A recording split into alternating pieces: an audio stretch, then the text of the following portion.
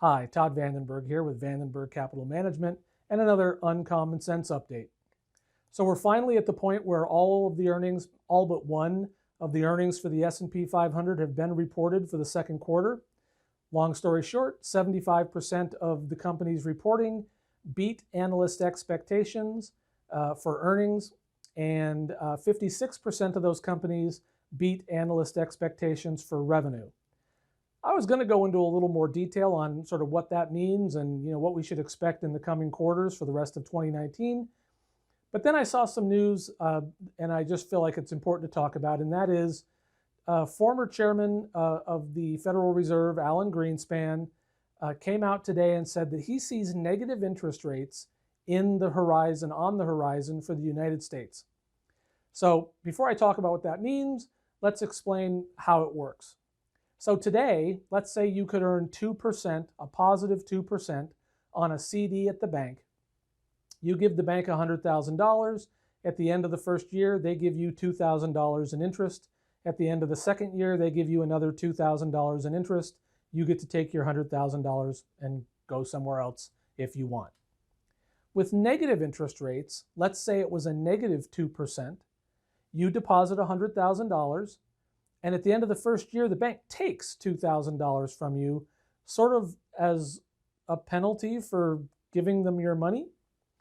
And this is supposed to basically incent people to not deposit their money at the bank and to put it into work at the economy, buying stuff, basically spending that money.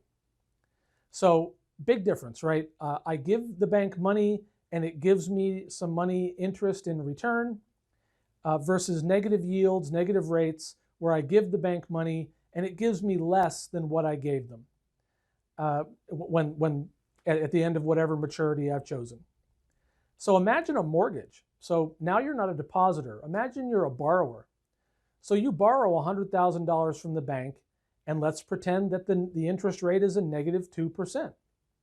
So that means that you don't actually have to pay back the original investment, because instead of accumulating interest on a loan over time, if the interest rates are negative, you basically have to pay back less than what you borrowed. Now, I know that might sound awesome, right? So, if I sign up for a $500,000 mortgage and my interest rate is a negative 2%, then at the end of the first year, I only owe them $490, even if I didn't make any payments, $490,000.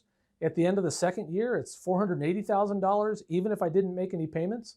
I mean, heck, at that rate, why not take the longest term loan that you can get, never make a payment, and let the bank just write down your loan every year? It's a very odd concept, but it is happening around the world. In Japan, interest rates are negative. Germany, they've started to be negative.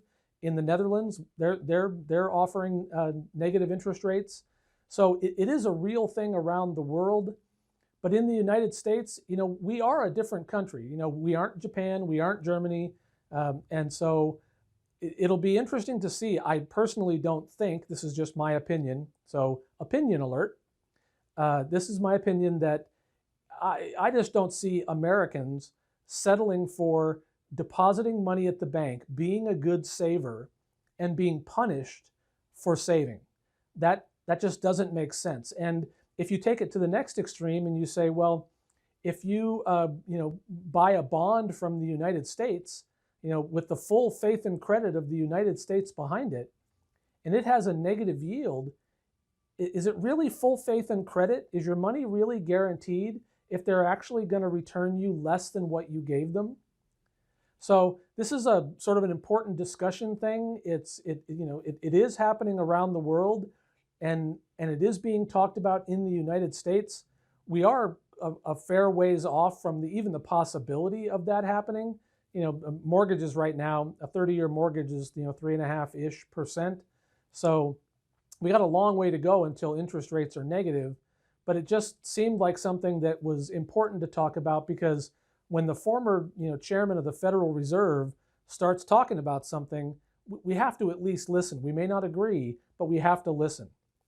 So as an investor, if you think about, well, gee, if they're making it a disincentive to put money at the banks to be a saver. And so people then become consumers. Well, consumers of what? Are they just going to dump all their money in the stock market and take more risk than they normally would otherwise, simply because, depositing it at the bank is a guaranteed loss? These are all questions that have to be worked out.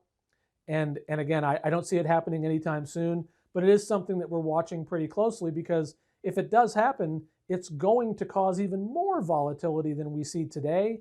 And at some point, right, as interest rates turn and they go positive again, well, then wouldn't people leave the markets, sort of in droves to get back to the safety of the banks?